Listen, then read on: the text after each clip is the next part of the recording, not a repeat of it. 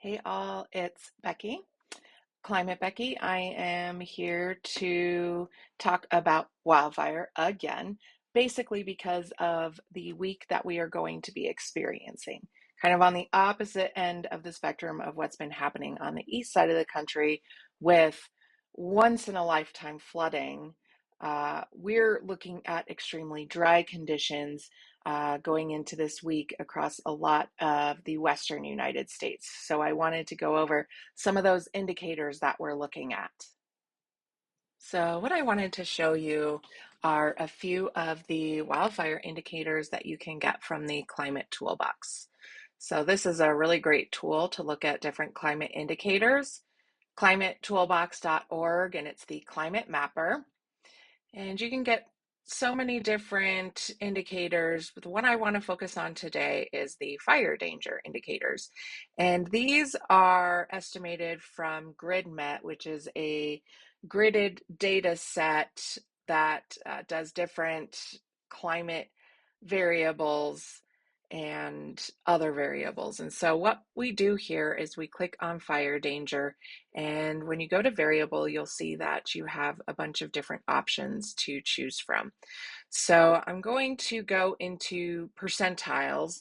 And the reason I'm doing that is because this is going to show us kind of the anomaly, but in a percentile ranking. So if you end up being in the 99th percentile, that means compared to all of the days of the year, 99 of them would be better or less energy release component, and only one of them would be a higher energy release component, which means that you have a lot of energy release for a fire.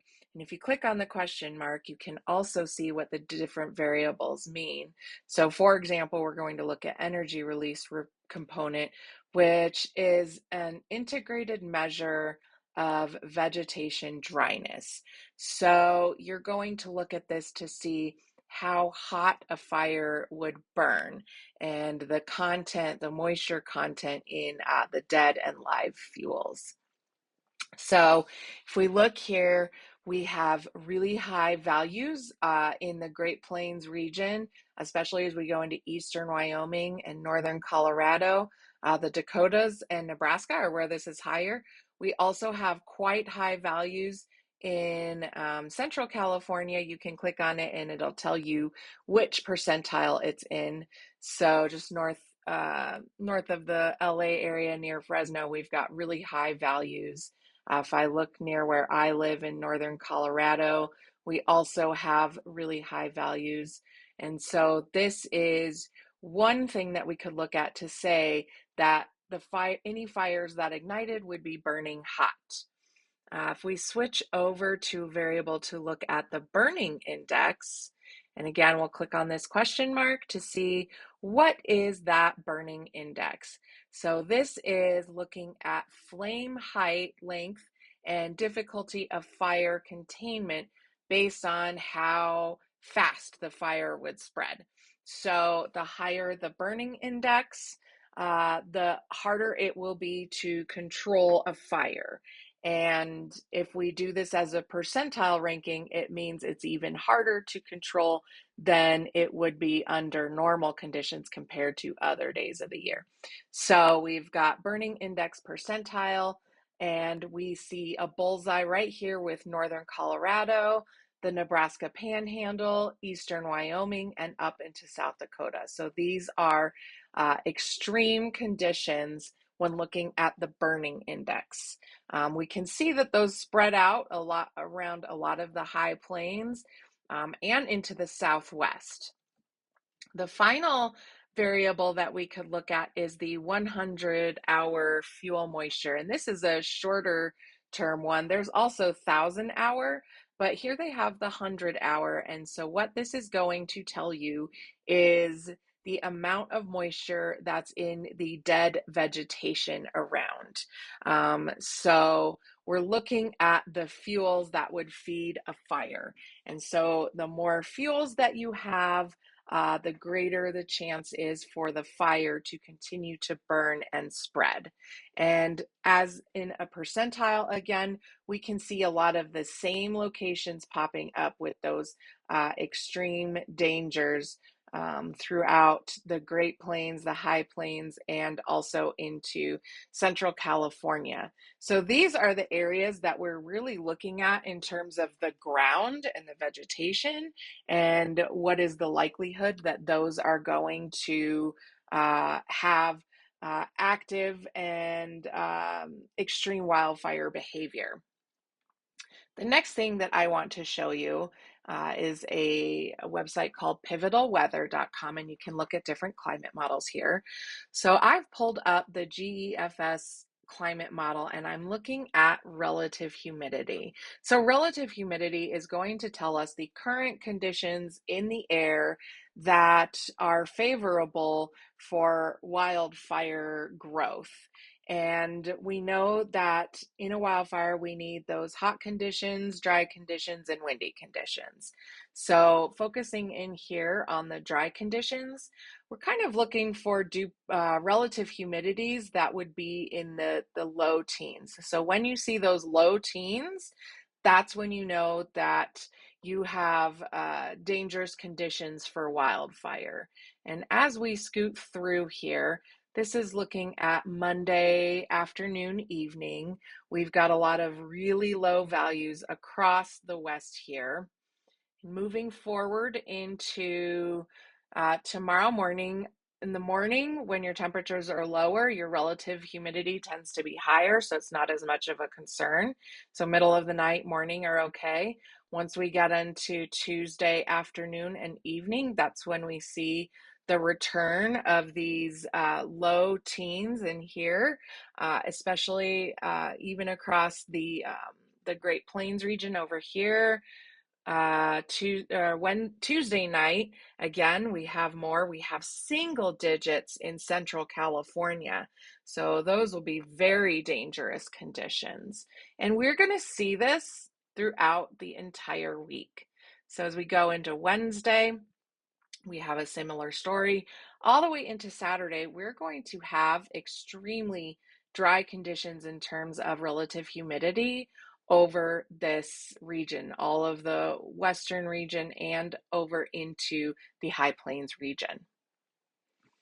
I also wanted to go to the outlook. I'm going to the Colorado Climate website, Colorado Climate Center website, their drought page, because it has this really nice 7-day max and min temperature forecast link.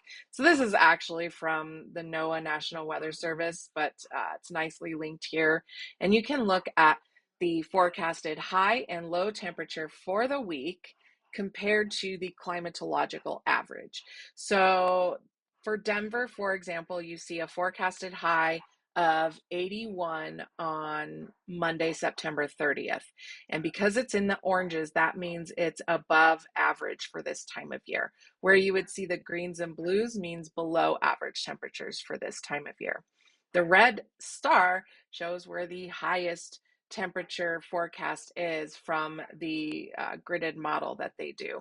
And so we can scoop forward looking at the maximum temperatures, and what you're going to see across the Southwest and Western United States is temperatures that are much above average for this time of year and very hot, especially when you're getting into the hundreds here in Central California. Those areas are going to have that very high fire danger with those low dew points. But also across other portions of the West and into the Great Plains, we're going to see those above average temperatures. So here we're looking at Saturday, much above average temperatures in the High Plains, still got some hundreds in the Southwest. And so we're combining now those very low relative humidities with very hot temperatures, and we have vegetation that is ripe for burning. And so that is why we are looking at a very high fire danger this week. Another thing that I want to bring up is that the Climate Prediction Center is also looking at the following week, so looking at October 7th through 13th, as very high likelihood for above average temperatures again. So if it is just as dry, then we will be looking at that following week as being a high fire danger week as well. Based on what we're looking at, we know that all the indicators are there telling us that we could have bad wildfires happen in the next couple of weeks.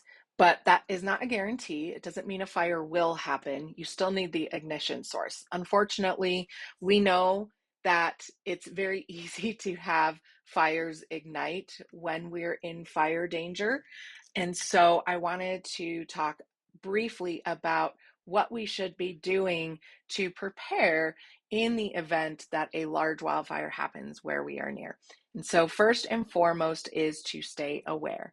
And I recommend following on social media your local National Weather Service office and paying attention to news sources, and also being aware of your surroundings and what areas seem like they could be at risk for having a wildfire get out of control and impacting you. The other thing that you might want to do is sign up for your local area's emergency services, and you can get messaging sent to you. So, for example, I'm in Larimer County.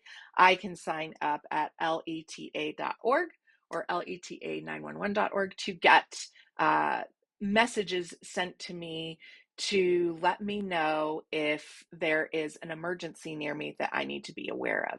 So if I know that there's a wildfire coming down towards my neighborhood, I'm going to get a text message from there letting me know and what the evacuation areas are. So sign up, find out what's in your county or your city or your neighborhood, and make sure you're getting that information pushed to you instead of always going to try to reach out to get that information. That's an important piece. Also, make sure that you've got those go bags ready. We talked about this earlier with ready.gov telling you what you need in an emergency kit. So have an emergency kit in your car. Know that you can leave your house quickly if you have to evacuate. Make sure that you have communication squared away with all your family in case of an emergency. The final one that I wanted to tell you is to follow Watch Duty. And that's a great app that you can get on your phone. I'm going to pull it up now. So Watch Duty is not an official app that is federal or state agency, but it's this great one over here. I'm going to click it, called Watch Duty, and it will tell you all of the fires that are in your region. So you can click on the Near Me on the right side here, and it's going to show you where the wildfires are near you. So on my dot, I don't really have anything close to me. I did see one that said it might be in the Pawnee National Grasslands in northeast Colorado. What we've got is Weld County. It's 50% contained at 1,300 acres. And then you can get the information here on regular updates and also if there are any evacuation orders or mandatory or voluntary evacuations. So just make sure that you have a lot of sources of what you want to look at in terms of finding that information and receiving that information, and be ready to leave if you need to. Hopefully, though, we get through the next couple of weeks without any impactful wildfires. Thank you for listening.